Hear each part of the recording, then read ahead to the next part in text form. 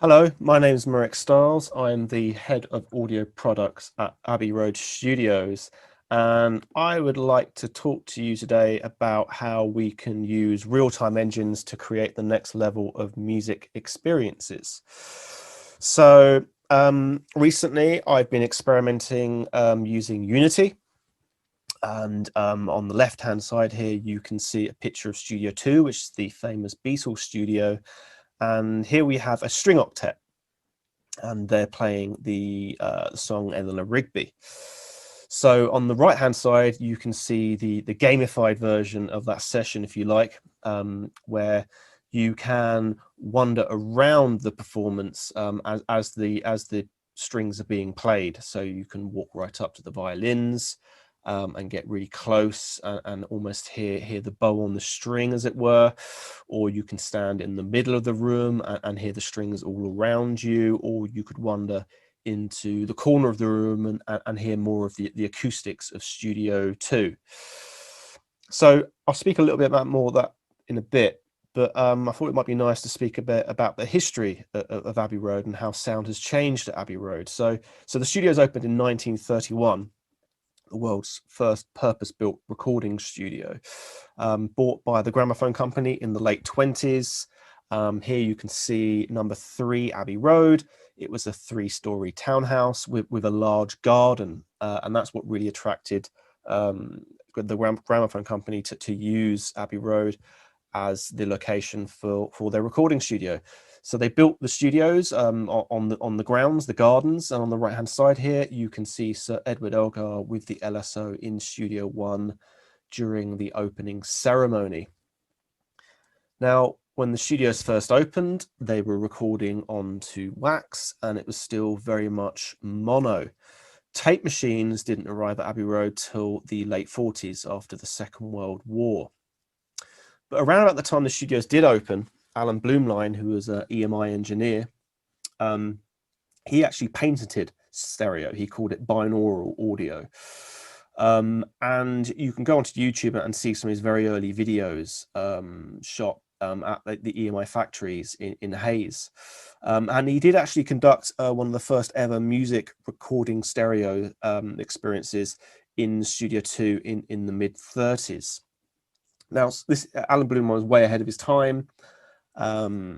Stereo wasn't introduced to the public until the mid-50s, and certainly wasn't mass adopted until the late 60s. So way ahead of its time there. After stereo, there are attempts to go beyond stereo. So there was the Quadrophonic System in the early 70s, which introduced a left rear speaker and a right rear speaker. Abbey Road was quite heavily involved in the development of mixing techniques for quad, and most famously Alan Parsons mixed Dark Side of the Moon in quad at Abbey Road Studios. Around about that time, Ambisonics was developed by Michael Curzon out of Oxford University, and the Abbey Road engineers did adopt the format. They were fans of the Calrec sound-filled microphone, but unfortunately, the Ambisonics format didn't quite have a home at this time. And then Abbey Road started doing film in the early 80s. So we saw formats like Dolby Stereo, which introduced center speakers and surround speakers. And then off the back of that, there was things like 5.1 and 7.1. And where we are today, which is Dolby Atmos. Here you can see a picture of the Dolby Atmos mix stage, the premier accredited mix stage at Abbey Road.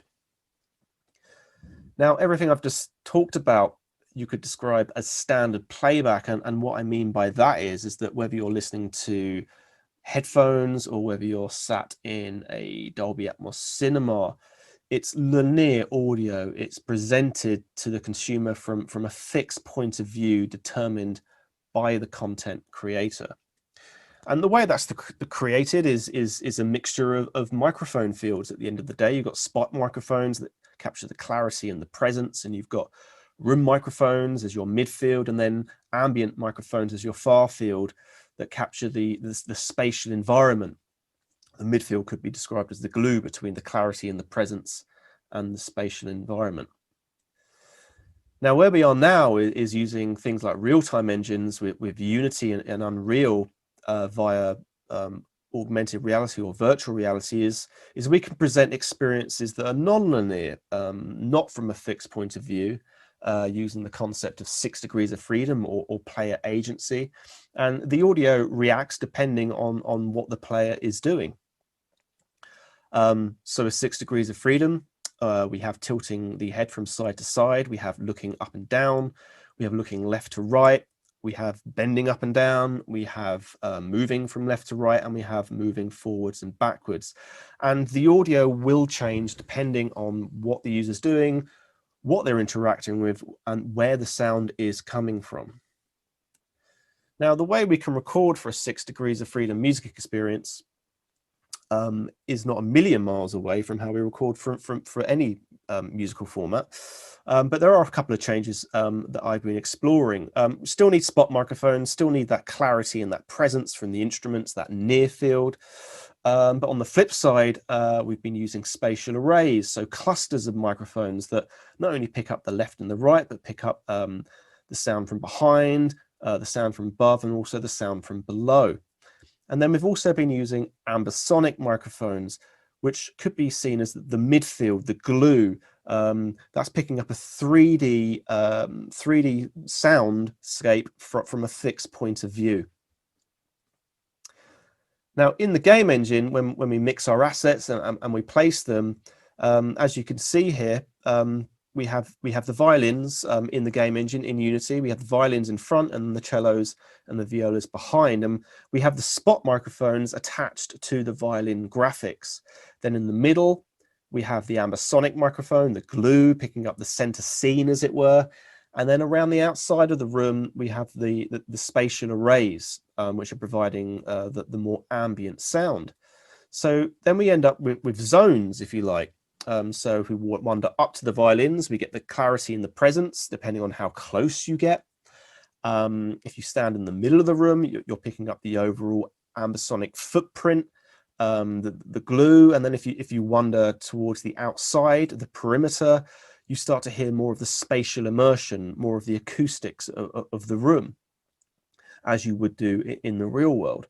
And then in the control room, what I did was I'm taking the close microphones, I'm doing a stereo mix of those close microphones, and I'm putting them through speaker simulation software, and then attaching the output of the speaker simulation software to the speakers in the game engine. So when you wander into the control room, you stand in front of the mixing console, it does actually sound like the music's coming through a pair of speakers. So this is just a very quick basic idea of how this could evolve, how we can take recording techniques we know and adapt them to creating 6 degree of freedom experiences in real-time engines like Unity or Unreal Engine. And I strongly believe that real-time engines will start being used more and more by artists, engineers, and producers to create the next level of musical expression, the next generation of the concept album, where you're free to explore the artist's imagination without limits. Now, the learning curve is steep, but I do think we're going to see more and more engineers, producers, and artists taking up real-time engines as a way of expressing themselves, and I'm very excited for what the future holds. Thank you very much.